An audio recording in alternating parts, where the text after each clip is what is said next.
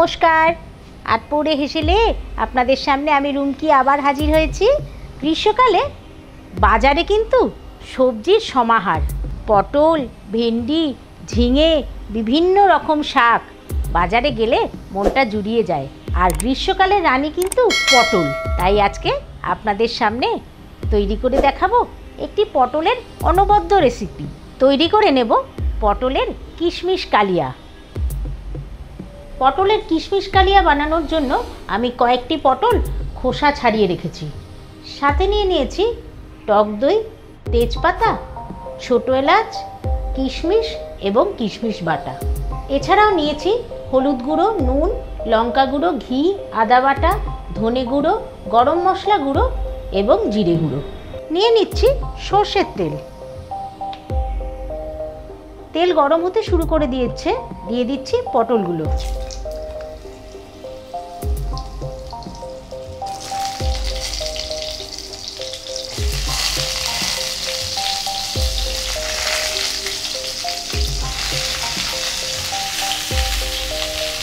নুন নিয়ে নিচ্ছি হলুদ গুঁড়ো।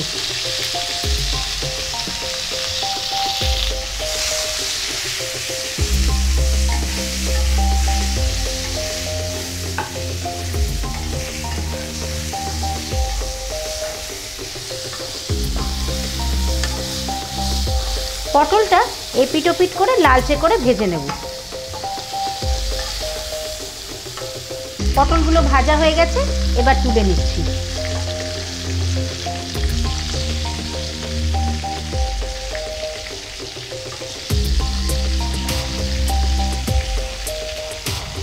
পটল খাওয়া কিন্তু স্বাস্থ্যের পক্ষে ভীষণ ভালো এবং এটা সহজপাচ্য, তাড়াতাড়ি হজম হয়। আর পটলের কিন্তু ক্যালোরি ভীষণ কম, তাই ওজন কমাতে সাহায্য করে, দীর্ঘক্ষণ পেট ভরা রাখতে সাহায্য করে পটল।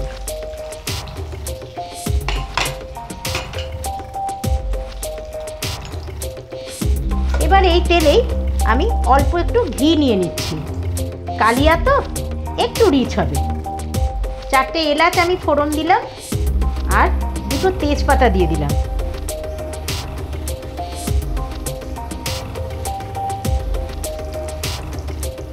ফোড়নটা ভাজা হবে। আমি এখানে 1 চামচ আদা বাটা দিয়ে দিচ্ছি 1/2 চামচ ধনে গুঁড়ো, 1/2 চামচ জিরে গুঁড়ো, 1/2 চামচ লঙ্কা গুঁড়ো, নিচ্ছি সামান্য নুন আর হলুদ গুঁড়ো। মশলাটা ভাজা ভাজা করে নেব। তার আগে আমি দিয়ে দিচ্ছি টক দইটা।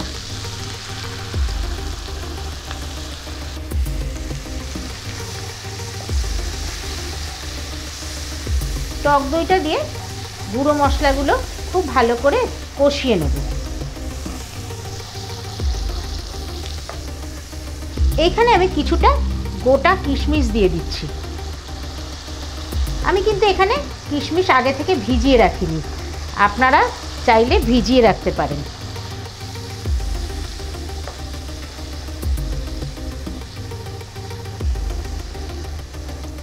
মশলাটা কষে এসেছে, তেল ছেড়ে দিয়েছে। এই অবস্থায় আমি কিশমিশ বাটাটা দিয়ে দেব।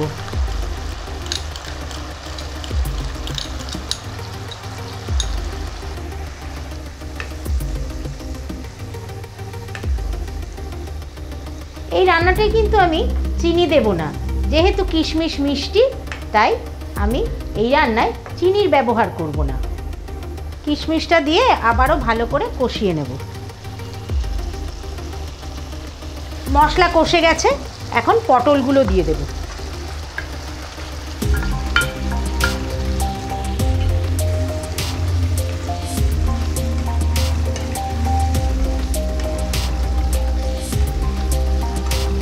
পটলগুলো আগেই ভাজার সময় নরম হয়ে গিয়েছিল, সুতরাং খুব বেশি কিন্তু সময় লাগবে না।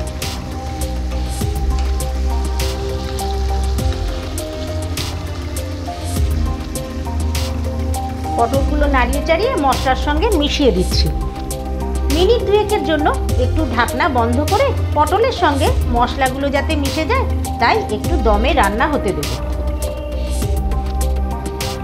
ঠিক 2 মিনিট পরে ঢাকনা খুলে দিচ্ছি। গ্যাসের ফ্লেমটাকে সিম করে দিয়ে একটু গরম মশলা ওপর থেকে ছড়িয়ে দিচ্ছি। আর কালিয়া যখন সবশেষে আবারও একটু ঘি দিয়ে দিচ্ছি। টক দইতে কিন্তু এত সুন্দর কালার হয়েছে।